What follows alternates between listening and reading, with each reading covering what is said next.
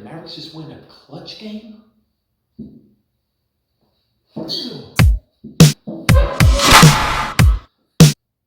Welcome back. Another episode of Garage Guy following a big Mavericks victory. Mavs win. Mavs win. That is huge. That is huge because I don't know if you watched the game on ESPN, but according to Mark Jones, the Pelicans are fighting for their playoff lives. I'm going to get right back into it. So tonight, Mavs come up with a big win against Pelicans, young up-and-coming team. A lot of hype around Zion. But dude, I don't know about you, but Lonzo Ball's shot deserves the most improved player of the year. Like, it used to be, if you were on defense and Lonzo Ball was putting up a shot, you were cheering because you just won that possession. There was an opportunity in the fourth quarter and in overtime where he shot a three, and I was holding my breath hoping it didn't go in. It's crazy. Tonight, started the game a little slow. We are the number one offensive rated team in the NBA, and I feel like we are a little sluggish at the beginning. KP was making a lot of good passes to open guys in corners. We just weren't hitting shots. In turnovers, good Lord, sluggish in the first. I think we had half of our season average in turnovers in the first 12 minutes of the ball game. I already complimented one player on the Pelicans. I'm going to compliment another. Zion Williamson. Oh my God. That dude is a friggin' tank. He defense on Zion is kind of like riding a mechanic bull. You hop on and you hope for the best. Sometimes you might do all right. Sometimes you feel helpless. I actually feel like tonight, Maxi Kleber and Porzingis did a hell of a job on interior defense. Even Willie Cauley-Stein got in there a couple times and played some good interior defense. So shout out to those guys, specifically KP Porzingis. His defense is crazy. When he came over to the Mavericks, I knew that he had an outside shot and he had like these exciting dunks, but I really didn't pay attention to his defense, and he does a lot of the little things right that wins the possession. He's 7'3", tall, lanky, he's long, so he adjusts a lot of opponent shots. So, especially in the interior, in the paint, he'll take a high percentage shot, and because he's so long and he's just a pest, he'll just get in the way. He makes those high percentage shots and really reduces the likelihood that they'll go in. So he does a lot of the little things right. And I'll say it right now. He scored in the 30s tonight. I don't know what his final stats were. I know he had a double-double with about 5 or 6 blocks. Dude is going to be on the All-Star team next year.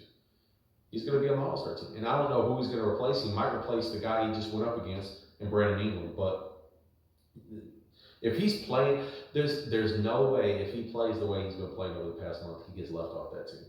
It'll be a travesty. Dude has just been playing out of his mind, offensively and defensively. Another dude that just played out of his mind in overtime, especially, is Luka. Damn, Luka with 9 fingers is still great. I don't care what you got to say. The move that he had on Drew Holiday in overtime, crossing over to the right, step back, then Drew Holiday bounces back at him, and then a crossover to the left, and he had him on skates. Drew Holiday is a hell of a defensive player. Like, if I could have Drew Holiday on my team right now, shoot, sign me up. And the way he had him as an all-defensive player, kind of looking a little foolish there, just for a second. Now, the majority of the game, Drew Holiday had great defense. Lonzo Ball had great defense. Those are two really good defending perimeter players. But Luka is just a handful, and he had Drew Holiday in foul trouble throughout the game. So it just speaks to how good this dude Luka is. And the funniest thing is when Luka was coming into the league, he was a European player, so some people didn't know too much about him. They're like, he plays over in Europe, this and that, he's soft. But the number one knock is people said he wasn't athletic enough to beat his defender off the dribble. Man, there's nothing further from the truth. Like, Luka is a smart player. He makes his teammates better, and that's what great basketball players do. Like tonight, it happened a lot in the first half, where he gets the ball top of the key and he beats his defender off the dribble, drives the lane, defense collapses to him because they don't want him to get an easy layup or get to the free throw line, and he kicks it out to a shooter who shoots a three ball and is good. Seth Curry especially. S-Dot has been on fire. I'm glad he's back. He missed the last game against Chicago. KP missed the last game. Thank you. Glad y'all are back. Because it just proves that three-point shooting is so important in the NBA today. You have to be able to spread the floor, and you have to have that player on offense that can beat his man off the dribble on a consistent basis. Because if you don't have that, you don't have that drive and kick opportunity that the Mavericks have with a guy like Luka.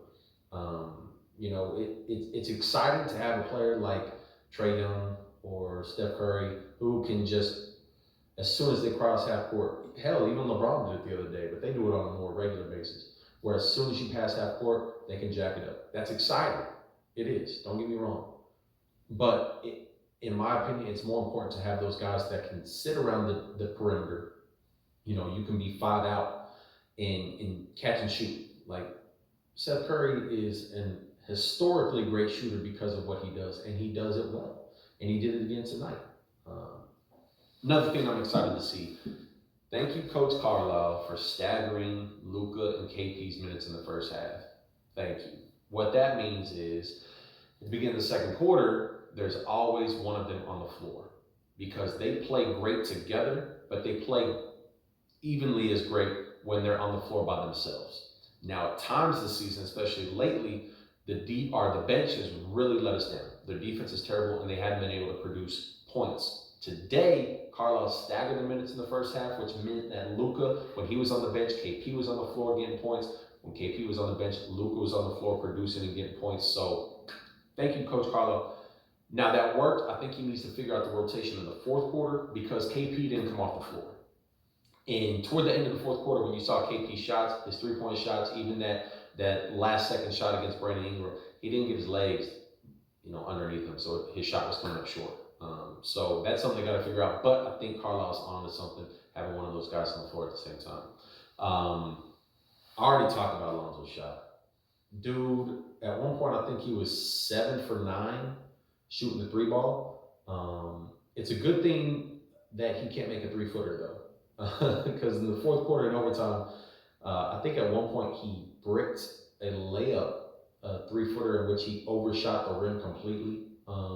So it's a good thing he can't make his 3-foot shot because the Mavericks probably would have lost if he could make a layup. I want to touch on the national televised game. I used to be excited when the Mavericks would be on ESPN or TNT or something because it would bring more publicity to the team, which is great. You want to build the fan base, especially when you got two great guys like Luka and KP on the team. You want to get that young fan base behind them. But when you have a national televised game, the broadcasters don't know the team's day-to-day like the local broadcast team does. So you'll constantly have commentators calling Jalen Brunson Rick Brunson, who is Jalen Brunson's dad, who hasn't played in the league in years. I think they got his name right twice the entire game. DeLon Wright, also a Mavericks player, who is a hell of a player. They kept calling him Deron Wright. That's not his name. So it's great to see them on national television, but I like some education behind it. And Doris Burke and Mark Jones are probably my favorite national televised team, or broadcast team, because they don't have a lot of the silly dialogue that like Jeff Van Gundy and Mark Jackson kind of have, where you're kind of like, you're rolling your eyes like, okay, yeah, whatever. They show you replays and they show you what works, what teams did right, what they did wrong, and there's that professionalism behind it. But sign me up for Mark Followell and Derek Harper on Fox Sports Southwest any day of the week. Especially when Mark Jones is constantly saying the Pelicans are fighting for the playoff lives. Like, he reminded me of Dan Fouts and Waterboy. Like, last game of the season, can't hold anything back now. Like, dude, we get it. Chill. Move on. Find something else to say. Huge loss for the Mavericks in the sense that Dorian Finney-Smith went out in the first half. His length and defensive presence and three-point shooting, not being on the floor, especially in that fourth quarter, going head-to-head with Brandon Ingram kind of cost him. I mean, you would much rather have Dorian Finney-Smith going up against Brandon Ingram than Courtney Lee. I think that would have helped out. Maybe might not even got to overtime if he was in the game. But, you roll with the punches. Going into this game, I kind of took a look at both teams. I knew the Mavericks this year weren't a great clutch team. just because I watch them every game.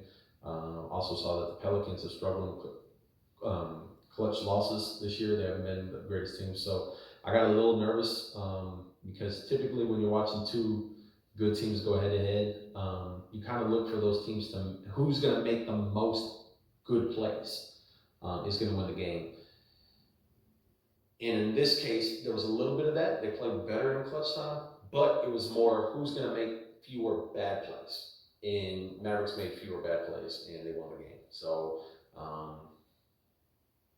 kudos. We did it. Yes. And we did it at home too. We're not a great home team. So maybe we worked out, we exercised two demons tonight, getting home wins and clutch wins. We know we can do it now. And we did it against a pretty good team that's been playing better as of late, the Pelicans. So they're not a slouch. They're better than the Bulls, who we just lost to. So we just need to be more consistent. We just need to be more consistent, get healthy, and we'll be good. Shout out Sean Marion, singing in the fourth quarter on the sideline, ex-Maverick, 2011 champs. Yes, I'm going to mention 2011 champs as often as I can because it has been. No, I'm proud. I'm proud of the team. A couple more things I want to get to. Free throws. Luka, gotta make free throws. Seth Curry, you make both your free throws there in the last few seconds of the fourth quarter. It's a 4-point game, not a 3-point game, so you don't get a miracle shot by Melly, who was 0 for 7 shooting threes, and then he hits the toughest shot in the entire game. Yeah, shit, if my heart hadn't dropped through my ass before that shot, it sure did after that. Golly. But Mavericks got a win. They got a big win. And that's something that the Mavericks have done well this season. I know I pointed out that over the past few months, really we've been a 500 team. But we drop games we should win.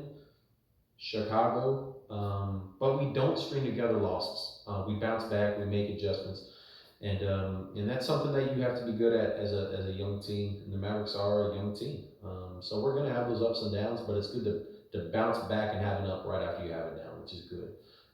Keeps things interesting for sure. But you would much rather have that bounce back capability rather than string together, 4 or 5 game losing streaks, because that's where you drop in seedings and you don't make playoffs. The Mavericks right now are firmly in that 7th spot, trying to move up. I know the Thunder got another win today, so we didn't catch up with them.